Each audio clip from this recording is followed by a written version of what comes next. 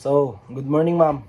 My name is Rick Stisim from BS Cream Department, and in this video, I will be sharing some of my learnings regarding your class. So, I chose the concept of Jeremy Bentham, which is the utilitarianism. So, utilitarianism is the consequentialist theory holding that the best action the best action is the one that maximize overall happiness.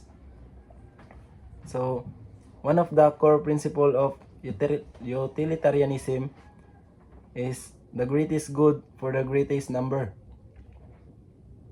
So, in that case, based on my understanding, is the most ethical choice is the one that produce best result for the majority, often prioritizing collective well-being rather than individual rights. So now I will give some examples based on utilitarianism, based on the concept of utilitarianism. So for example, I am a president and I would choose to donate my money in the charity rather than choosing my personal interest. So another example is if I am a SK chairman, I would choose to implement sangguniang kabataan programs. I would choose to implement sangguniang kabataan programs such as sports like volleyball, basketball, and more.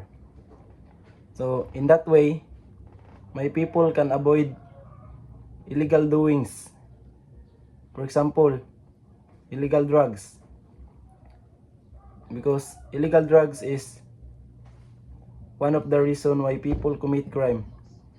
Because illegal drug not only makes you addicted, but also it can make you to do something that can violate the law. So in that way, my people can avoid that bad doing. So in my personal experience, utilitarianism plays a significant role in my personal growth. So utilitarianism plays a significant role in my personal growth because utilitarianism teach me to prioritize others over myself.